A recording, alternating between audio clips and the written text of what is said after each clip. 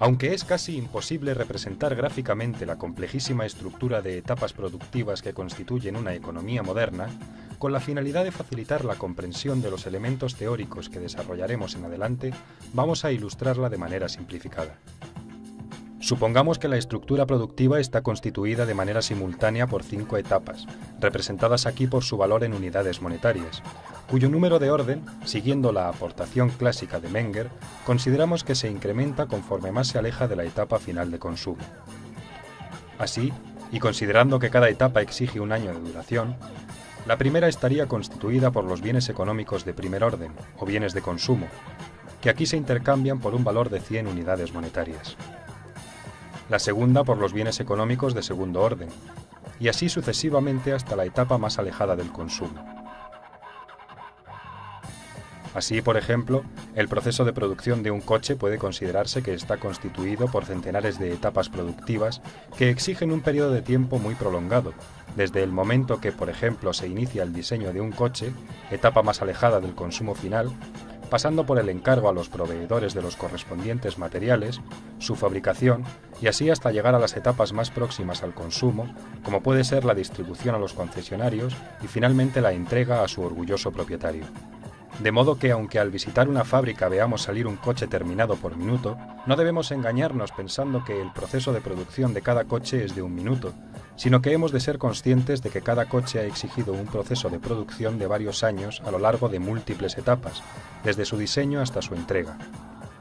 Etapas que además conviven entre sí en todo momento, existiendo a la vez unas personas dedicadas al diseño de los coches que se venderán dentro de varios años, otras dedicadas a la cadena de montaje y otros al campo de la comercialización.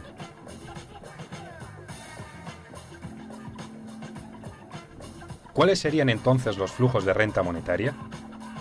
Empezando por la primera etapa, supongamos que los consumidores gastan 100 unidades monetarias en la adquisición de bienes de consumo, que pasan a ser propiedad de los capitalistas propietarios de las industrias de bienes de consumo.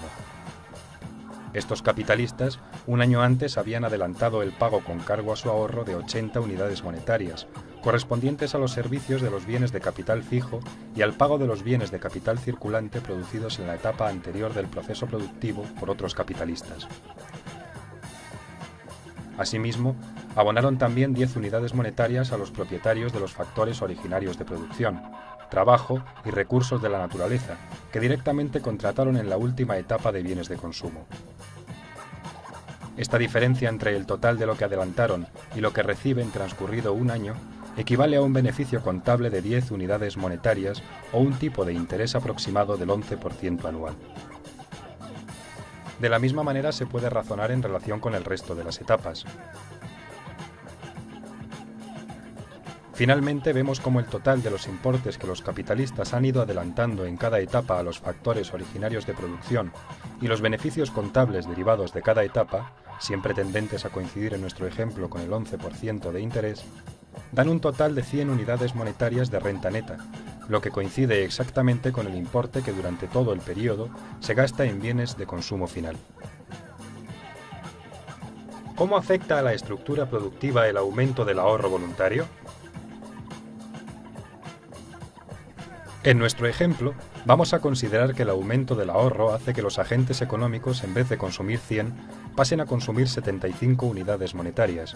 reduciendo considerablemente los beneficios de las empresas que ejercen su actividad más cerca del consumo final. Debido a ello, los empresarios tenderán a retirar una parte de la demanda de recursos productivos que antes efectuaban en la etapa final de consumo y en las más próximas a ella, y la trasladarán hacia las etapas más alejadas, cuya demanda no cae porque están produciendo los bienes que se consumirán dentro de varios años, y donde descubren que se puede obtener una rentabilidad mayor, ya que el precio de mercado de los bienes de capital y de los bienes de consumo duraderos tenderá a incrementarse haciendo atractiva la inversión en otro tipo de bienes, como una instalación industrial, un ordenador o el inmueble de una empresa. Con todo, vemos cómo tiende a producirse un alargamiento de los procesos productivos, hasta que el tipo de interés, ahora sensiblemente más reducido por el aumento del ahorro, se extienda por igual a lo largo de toda la estructura productiva. Al caer los tipos de interés, el valor de los bienes de capital que producen las etapas más alejadas sube, haciendo más atractiva todavía la inversión en estas respecto de las más cercanas al consumo. A este alargamiento del proceso productivo contribuye también el llamado efecto Ricardo. Al reducirse la demanda, cae el precio de los bienes de consumo, con lo que se produce un aumento de los salarios reales. Esto hará interesante para los empresarios sustituir mano de obra por bienes de capital, provocando que se liberen factores productivos de las etapas más próximas al consumo que serán demandados en las etapas más alejadas. En conclusión, respecto a nuestro primer gráfico, el aumento de 25 unidades monetarias de ahorro neto voluntario provoca tanto un alargamiento vertical de la estructura productiva, surgiendo nuevas etapas, como el ensanchamiento de las etapas ya existentes más alejadas del consumo, así como el estrechamiento de las más próximas. En relación con la etapa final de bienes y servicios de consumo, pese a su disminución inicial en términos monetarios, experimenta, al culminar el alargamiento de la estructura productiva, un gran aumento real en la producción, que al tener que vender a una demanda monetaria más reducida, da lugar a una disminución muy significativa de los precios de mercado de los bienes de consumo, que en última instancia hace posible un importante crecimiento en términos reales de los salarios y, en general, de todas las rentas de los factores originarios de producción. Todo ello da lugar al proceso de desarrollo económico más sano y sostenido que cabe concebir, ya que, como vemos, los procesos productivos, cuanto más largos son, más productivos se vuelven. Baste comparar, en fin, un tractor moderno con un arado romano. Es verdad que el primero exige un mayor número de etapas, pero resulta evidente que es mucho más productivo que el segundo a la hora de arar la tierra para conseguir alimentos, pudiendo ofrecerse estos, además, a un precio más reducido. ¿Qué efectos tiene una expansión crediticia bancaria no respaldada por un aumento previo del ahorro voluntario?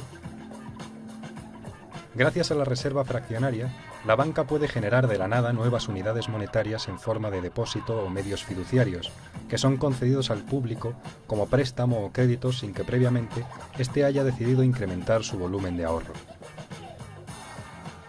Así, por ejemplo, cuando una persona deposita 10.000 euros en el banco, éste, en vez de guardarlo todo, solo está obligado a guardar legalmente un 2%, pudiendo prestar a otro cliente el resto. Este cliente lo usará para, por ejemplo, comprar un coche. De este modo, el vendedor del coche ingresará este dinero en otro banco, que a su vez solo guardará el 2% y volverá a prestar el 98% restante, en un proceso que podrá repetirse hasta 50 veces. En nuestro ejemplo, con una base de dinero efectivo de 10.000 euros iniciales, se llegaría a obtener una oferta de 500.000 euros.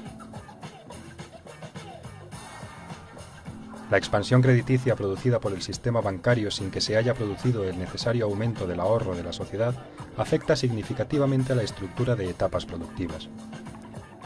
Partiendo de nuestro gráfico inicial, vemos que el consumo final permanece inalterado en 100 unidades monetarias. Sin embargo, la creación de nuevo dinero que entra en el sistema en forma de expansión crediticia se coloca en el mismo mediante la necesaria reducción en términos relativos del tipo de interés para que los agentes económicos se decidan a tomar los nuevos créditos creados. Por eso vemos cómo la tasa de beneficios de las diferentes etapas productivas ahora se reduce del 11% de nuestro ejemplo inicial a poco más del 4% anual.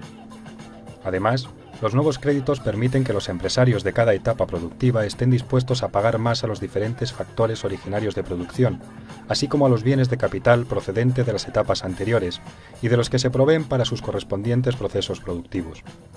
Como vemos, se produce un alargamiento de la estructura productiva con la aparición de dos nuevas etapas alejadas del consumo final, así como un ensanchamiento de las etapas productivas preexistentes.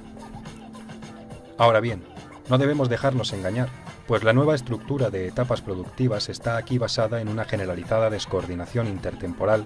originada por el error empresarial masivo al que ha inducido la aparición artificial de nuevos créditos, sin la existencia de ahorro previo real. Ante esta situación, el mercado responderá inexorablemente con 6 efectos microeconómicos que conseguirán hacerla revertir. En primer lugar, el primer efecto que se produce es el de un crecimiento importante en el precio de los factores de producción que demandan los empresarios, precisamente con las nuevas unidades monetarias que han percibido de los bancos en ese proceso de expansión crediticia. Como no ha habido un crecimiento del ahorro, no se han liberado recursos de las etapas más próximas al consumo, y la única manera de atraértelos a estos proyectos de inversión, por ejemplo, para construir el 1.000.000 de viviendas, es pagarles una prima adicional. Entonces el primer efecto que se observa es el de un crecimiento en el precio de la mano de obra, es decir, de los salarios, de las materias primas, de los factores de producción en general, de los bienes de capital, de los recursos naturales que demandan para sí los empresarios. Entonces, este primer efecto ya es un primer toque de atención, porque cuando hicieron sus proyectos, sus presupuestos, pues consideraron unos precios para los factores de producción determinados que ahora se ve que son más altos. Entonces ya es un primer indicio de que a lo mejor no van a obtener los beneficios que pensaban, o por lo menos en un importe tan elevado como pensaban. El segundo efecto, que se produce temporalmente después, es el crecimiento en el precio de los bienes y servicios de consumo, porque